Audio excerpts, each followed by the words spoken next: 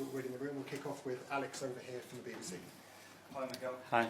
We saw you train earlier and start with the positives. Riccardo, Calafiori and Ethan Wanieri back with the group. Very positive news. Obviously, we missed them for a few weeks and they returned today for training, so they will be available for the game.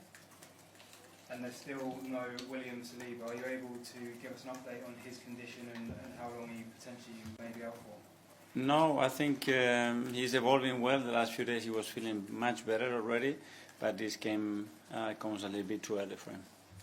And we heard when you were taking the players through their warm-up, we heard you playing music and the players laughing and joking. Is that something you do regularly, and what's the thinking behind that? It's something we've done for many years now, and it's part of training. We use music as another element of our training sessions to build the energy, to change certain purposes that we want in the training session, and I think players enjoyed it. You can all but secure qualification with a win tomorrow night in the top 8, which means you would miss the 2 extra games in the playoff stage. How important is it to miss those games, especially with the injury issues you have at the moment? Yeah, obviously, so far we've done really well. We're in a really strong position, and now it's time to capitalize at home in all the work that we've done for many months. So we need a strong performance today against a really good side, and we'll try to do that.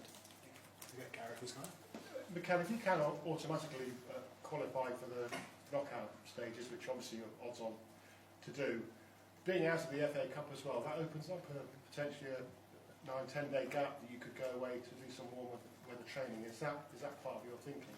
Well, my thinking is let's do what we have to do first, which is always difficult because we're talking about the Champions League, and if we manage to do that, obviously we will have the best ideas on the table to make the right decision, hopefully.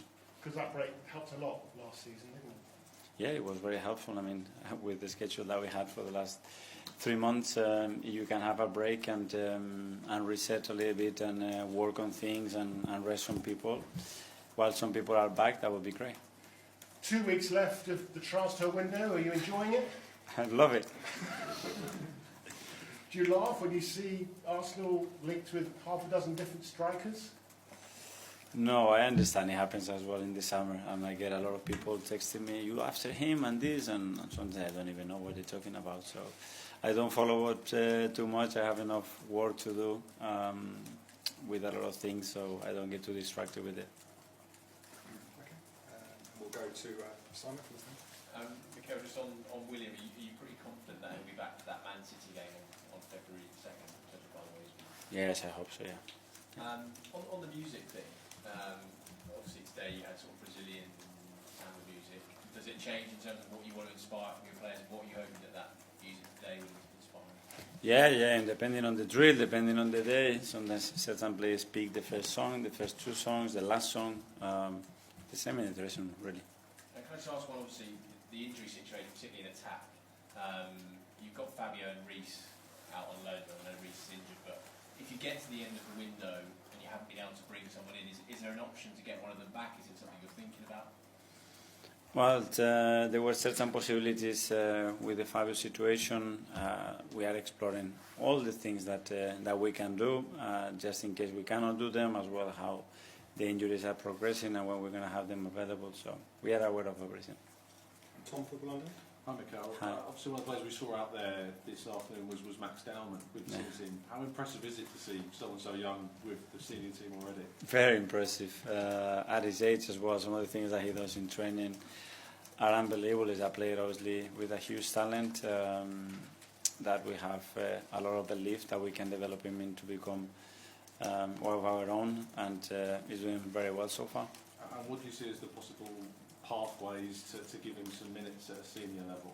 Well, at the moment, is with all the legislation, there are a lot of restrictions for your age, something that in other countries you don't even mention. So we'll have to wait and see. He's taking very fast steps because every time you put him in a different challenge, different level, he overcomes that hurdle pretty quickly, which is great. So we are on it. Aaron from Basel. Hi, I wanted to ask about Dynamo Zagreb. They've been great at promoting academy products, and they've integrated some great players in the past and currently. How exciting is it to see a game between 2 sides? Obviously, you've got the Hell End Academy talents that you've brought in, and they've got some nice young players that are coming through. Yeah, incredible talent, what they've done for many, many years, very consistently as well. The type of football that they always play is a very particular country with very, very clear philosophy how they want to play the game. So, yeah, it's going to be a very difficult match. Question from the gentleman from Yes, Croatia. hi Mr. Arteta, I'm Arteta from Croatian Nova TV. When we are speaking about talents, what's your opinion about Martin Baturina, a huge talent of Dinamo Zagreb of Croatian football, especially because there were some rumors that Arsenal is looking for him? Yeah, I don't like to talk about individuals, but they do have a lot of talent. They have obviously some individuals that yeah, it caught your eye because you have in your head as well all the players they play in that club and what they've done in the past. So yeah, it's always a good league and a great club to follow. What can you tell us about them? What do you know about them as a team? And I suppose that you know that Fabio Cannavaro came as a coach 1 month ago, a big star on the bench for Dinamo. Yeah, well, and that's the context of the game a little bit, obviously, with the new coach and with the fact that they haven't played a competitive match for a month. Obviously, we know the games that they play, the friendlies, and we watch them. And just to try to gather an ideas and more principles, basically, than systems and formations, because Fabio's played when he was in China, different formation when he was in Italy, now as well. So to actually understand what they're going to do, know the idea behind it, probably just, so we'll adapt to that tomorrow. And last question, you spoke with Eduardo da Silva, Yeah. a legend of Dinamo and a very popular ex-player of Arsenal. You know each other from the player days? Not really, we didn't play together, but obviously it's a really familiar face with a very specific history as well and certain moments as well that obviously he became very important and very loved here, and then, as you said, the career he had there. So very good to see people coming back that they've been here with a big smile in their faces. Thank you. Go to Phil from PA. Hi Miguel, just on Bukayo, we saw him without his crutches the other day at the Emirates. Is it still looking likely that he'll be back in March, or could he be back before then, do you think? No, that's not going to change. I think it's within the process and the time that they had. That phase is gone now. He's doing really well. He's feeling better day by day, but we have to respect the healing process, and then obviously he still has a lot of stages to go through in the rehab. And just in terms of Ethan, it must be great to have him back because obviously he was playing so well before we had those couple of weeks. Yeah, it was a big setback because he was getting some consistency, more minutes. We made him play in a different position. He was doing really well, and suddenly this happens. It's understandable. Obviously, the load as well goes through the roof immediately, and that's things that we have to manage. Okay, finally in the live section we'll go to Jordan from the Atlantic. Okay, a couple of years ago, Arsenal made a few changes game to game of any team in the league. This year it's obviously been a lot more difficult with injuries. Just wondered how many times this season do you think you've actually been able to plan to rotate the team, or plan 1, 2, 3 games in advance?